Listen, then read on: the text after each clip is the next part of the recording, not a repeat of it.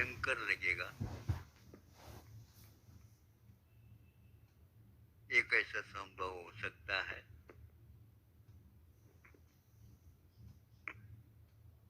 सामने चारों तरफ जनता को बिठाया गया है और बीच में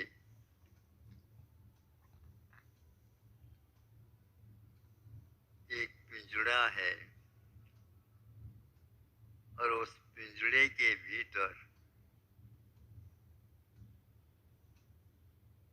एक सिंह है और उसमें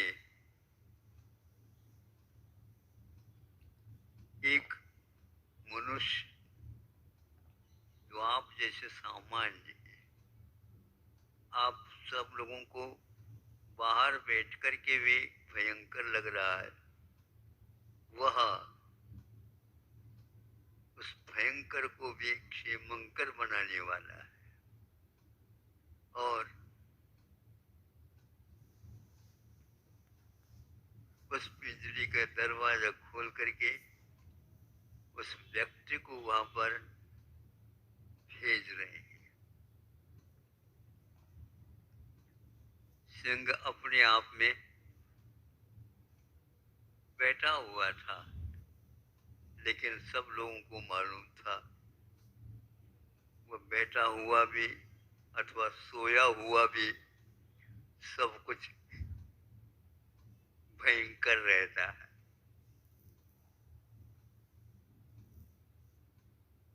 जब भीतर पहुंचा हूं तो उसने सिंह ने उसका पूरी मुख को खोल करके दाढ़ दिखाते हुए बिना दहाड़ भी सबको हिला दिया। अब ये क्या करता क्या पता। मृगेंद्र कहलाता है, वो तिर्यंजों का राजा माना जाता है। सब तिर्यंजों को बांधा जा सकता है, किंतु इसको बांधा नहीं जाता।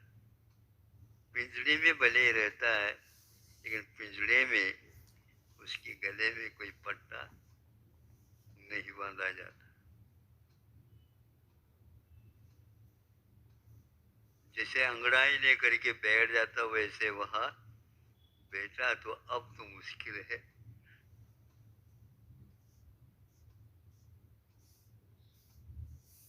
फिर इसके उपरांत वह उठता है। जिस ओर खड़ा था एक व्यक्ति, वह भी उसका स्वागत करता है अपनी भाषा में, आइए, कैसा ठीक तो है, अपनी भाषा में। हाँ, तो आपसी बोली हो गई, होती रही। बीच में उसने जो भीतर पहुंचा है अभी, उसके लिए थोड़ी सी चटका पीछे से, या तो वह एकदम और जागृत हुआ और दहाड़ता है। इसी दहाड़ को सुनाने के लिए उसने ऐसा काम किया था। अब धीरे धीरे उसके पास गया और अपने हाथ को उसके पास और पहुंचाया और हाथ मुट्ठी के रूप में था और उसके मुख के सामने जाकर के उसको कर दिया। वह भी पूंछ हिलाता हुआ, अब आज्ञा तो माननी पड़ेगी, ये डरा नहीं, और हाथ को उसके सामने ही करता चला गया। और उसका हाथ पूरा का पूरा उसका मुख खुल गया, भीतर के दाढ़ दबार सारे सारे खुल गए, लपलपाते हुए जुब्बा भी उसके भीतर से बाहर आने को है, आंखों में भी तेजी आ गई और इसका मुख के भीतर हाथ पूरा पहुंच गया।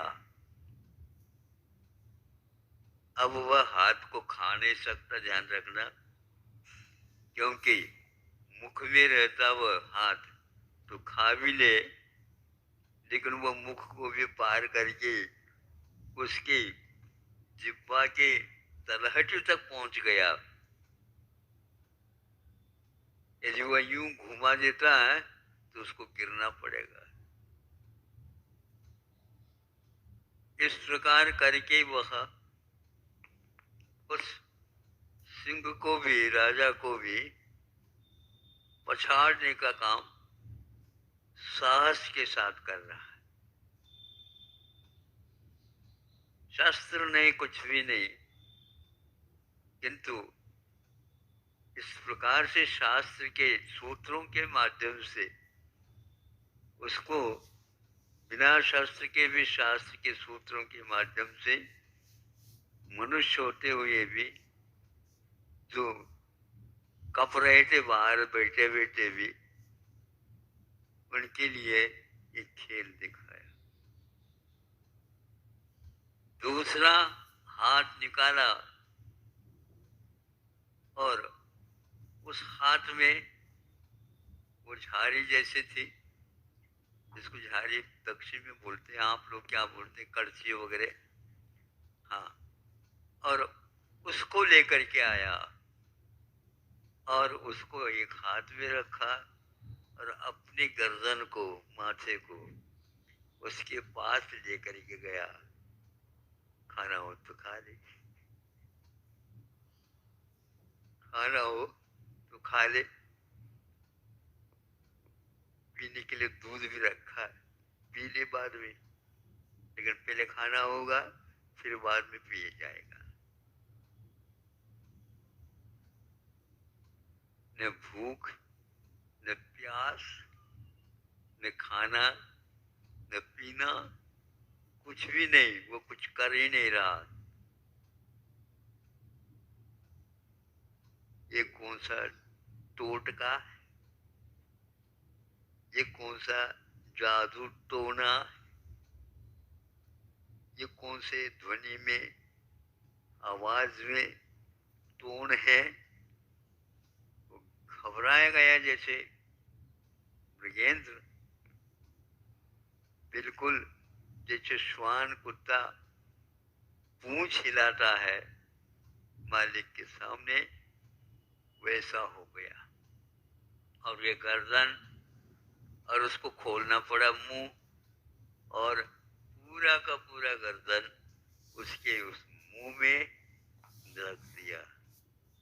क्या कहना चाहता कह ले, तो कहने के लिए कुछ है ही नहीं। ये सब कुछ विषमता के साथ साम्य कैसा बना, ये आप लोगों को सोचना है। जब तक हम जीवन को नश्वर समझते हैं, जब तक हम चार संज्ञाओं से घिरे रहते हैं, तब तक अविनश्वर पद का चिंतन संभव नहीं। मरते दम तक जिंदा रहने का इसका जो भाव रहता है, मरणासन होने के उपरांत भी वैद्य डॉक्टर लोगों ने घोषणा भी कर दी अब ऊपर जाना है, फिर भी पैसे दे करके डॉक्टरों को अपने अनुरूप बनाने का प्रयास पुरुषार्थ चलता रहता है। डॉक्टर लोगों ने ये कह दिया कि जब हमने कह दिया अब इसमें कुछ शेष नहीं रहा है, ने फिर भी आज तो आप यहाँ हमारे भगवान हो, नहीं समझे? अब सब कुछ आपका हाथ में है, भगवान को नहीं कहते, नहीं समझे? किंतु सब कुछ आपके हाथ में है, हम भी आपके हाथ में हैं। और ये थैला है, इसमें क्या है? बोलो। हाँ, खाली नहीं है। और हम भी चाहते हैं, बेटे को इशारा करता हूँ और एक थैला ले आएंगे, ये लो। यदि देना ही है तो दे दो पुरस्कार के रूप में। नहीं, इसको आपको ठीक करना होगा। किंतु मृत्यु की बात सच होते हुए भी उससे आप डरते रहते। सत्य से कभी भी डरना नहीं चाहिए। और जो व्यक्ति सत्य से डरता है वह असत्य को छोड़ नहीं सकेगा। मरने के लिए तैयार नहीं होता, मरण अनिवार्य है।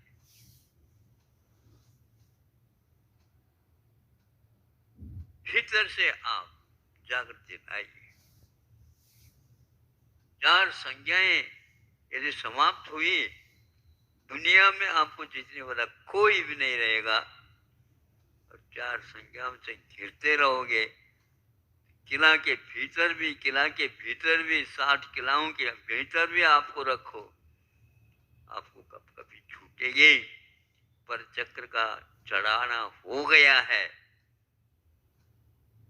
जिंदगी की अपेक्षा से। इस प्रकार कब कभी साथ 100 साल ये भी जिंदा भी रहोगे, दहाड़ते हुए 3 दिन भी रहो, किंतु गले में पट्टा नहीं बंधवाओ।